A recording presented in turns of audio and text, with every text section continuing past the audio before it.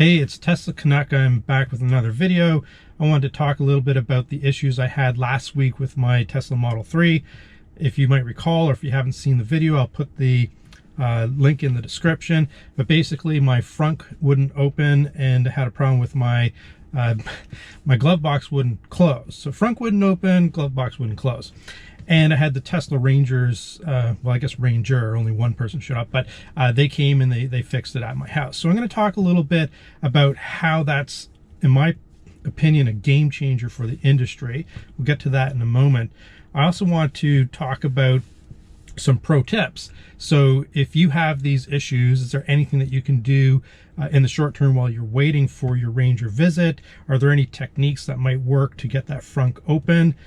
Or to keep the glove box closed. So I'll talk a little bit about that. But first of all, let's kind of dive into the issues themselves. So first of all, I was very happy to be able to do this that you see there. So fill up my windshield washer fluid. That to me was the biggest problem about the frunk not opening, is that I was out of windshield washer fluid. So I guess the first pro tip, before we get to the pro tip section, is don't run your windshield washer down to empty. Bit of a bonehead move on my part. So now I'm just going to top it up periodically, even if I don't need to, just to make sure I don't ever run into that situation again. So what exactly happened? Well, so the Tesla Ranger, what he said was that the latch mechanism, so the I think it's called an actuator or something like that, was simply broken. So no matter what I did, obviously I could not open the front. And so basically what Tesla did is they well, the Ranger, he replaced that. He just replaced it with a part. And so I asked him, I said, is this something that's been common with Tesla Model 3 that you've seen? And he said, yeah, it's been pretty common. He said the updated part is, I guess they had some kinks in some of the, the early parts. My Model 3 has a VIN starting 29,000. So it's one of the early ones, and I guess that they replaced that part with one that works better. So anyhow, I have the better working part now that's in there, the mechanism and the actuator. So this issue should not happen again. All right, so that's how that issue was solved, and I'll get to the pro tips in a moment, but I also want to talk about the other issue, which was the glove box. So I'm going to switch cameras here, and I'm going to show you what they did. Okay, let's take a look at the glove box fix. So first, before we do this, just listen to this. I mean, they fixed it. They replaced the glove box in its entirety and the locking mechanism for the glove box. Apparently, the older style ones were prone to an issue with misalignment. But anyhow, I want you to listen to this when I open it. Let's do that again.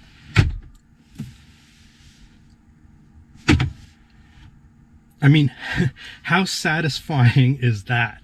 Now that is a mechanism that inspires confidence. You just hear that that mechanism is industrial, right? So I really don't expect to have any problems with that in the future. So it kind of reminds me that similar feeling is when you come across that toilet that just has like a really strong flush, and you just know that, well, everything's going to be okay.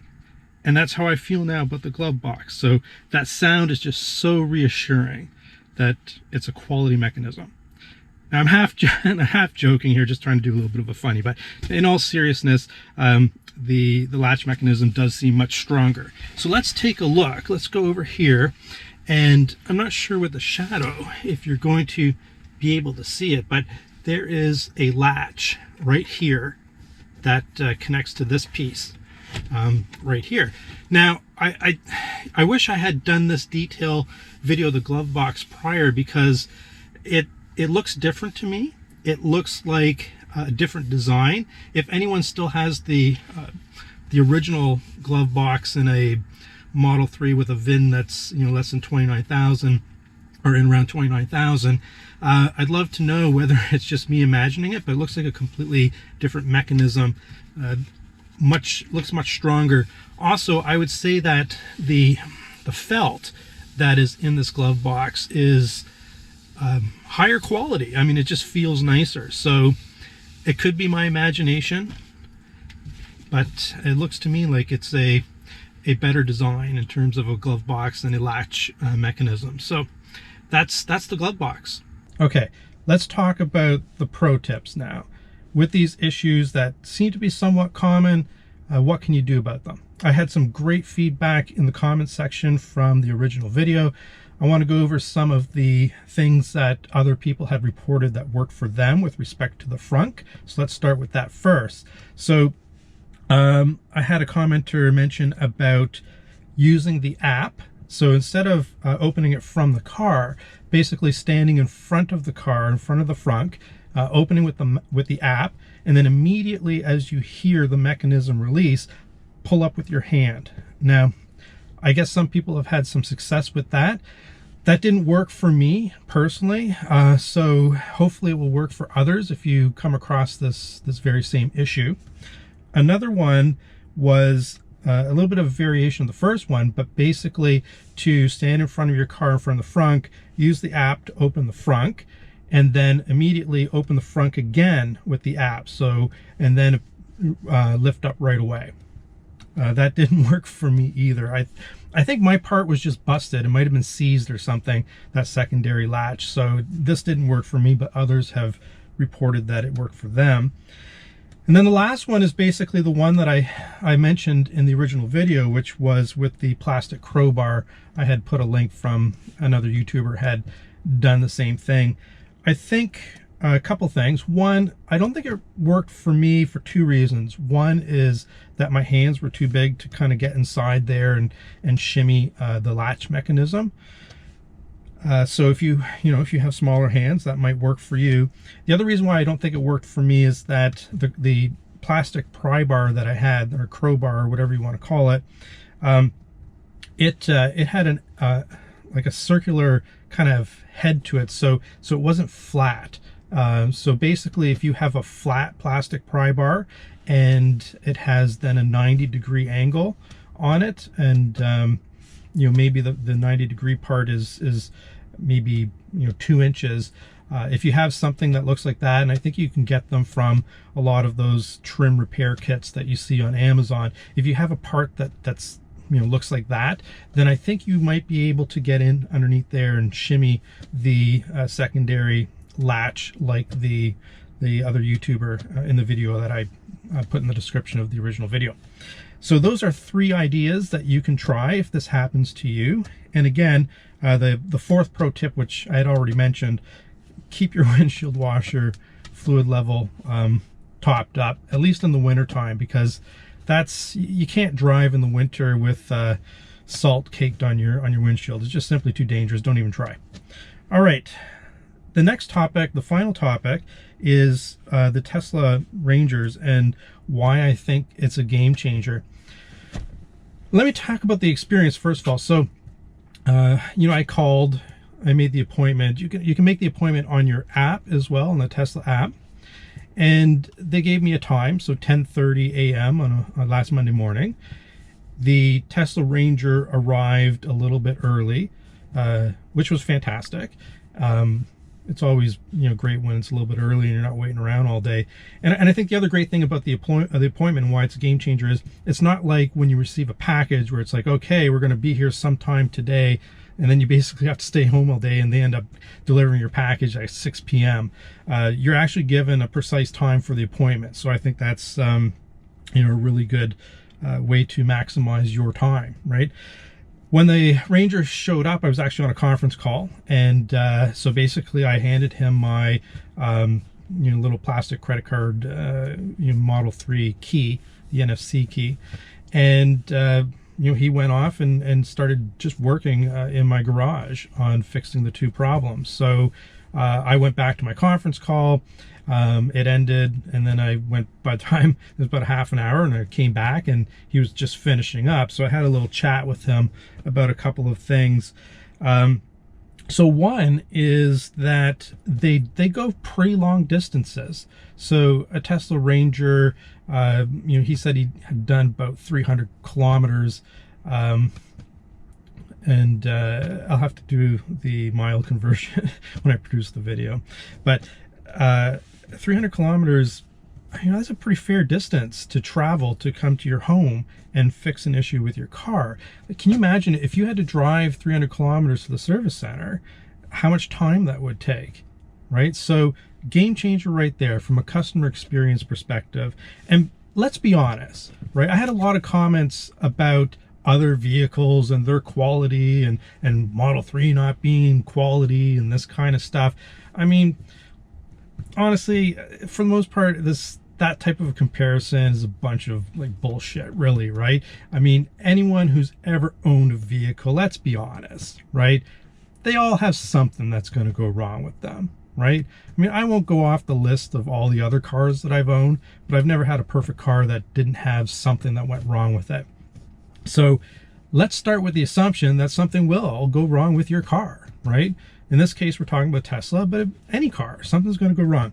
The difference is that I didn't miss a beat in my day in terms of, my regular job and the work that I have to do. I was on my conference call. I didn't miss anything. And it's so convenient because they came to me. That is a customer experience game changer, without a doubt in my mind. The other thing that I think, if you relate it back to the economics of Tesla and their business model, I think that the game changer piece here is that as more and more Teslas are sold, because of this Ranger program and the fixing stuff at a customer's home, it means that Tesla doesn't have to build as many physical service centers to basically serve all of its customers. If most things can be done at home, then the way that can scale, it can scale much better, more effectively than any of the other manufacturers, right? And the other manufacturers that rely on a dealer network, there's a little bit of a collision there with their business model, because the other manufacturers, those dealer networks rely on customers bringing their vehicles back for service so they can upsell them usually a bunch of stuff that they don't need, right? So, like, oh, you're in for your oil change today. Well, let's do a fluid flush and let's, I don't know, let's do whatever to your car. We're going to rotate your tires. We're going to, upsell you everything that we have, right? So there's a natural collision there in the traditional manufacturers and their business model with the dealer network. I don't think the dealer network would be very happy if a manufacturer started coming and servicing cars at a customer's home. So I think that's a distinct advantage for Tesla. I'm not aware of any other car company doing that. If you've had an experience where, I don't know, maybe a BMW or Mercedes or whatever, do they come to your home? I've owned both those brands. They never came to my home, but I'm interested to see if anyone's had a similar experience with another manufacturer. All right, let's see here. Yeah, so we talked about the upsell. We talked about the growing without the constraints of a physical premises. In the long run, that's basically going to drive down Tesla's costs, right? For service. There's no doubt, because it's a lot cheaper, I think, to go the Tesla Ranger route than to build the number of service centers that would be typically required in the traditional model, right? Okay, so let's just sum this up then. I think it was a fantastic experience. Obviously, it sucks when anything actually goes wrong with your car, but it's gonna happen. I don't care what brand. So to have this done at my home was a beautiful thing. That's it. So kudos to Tesla.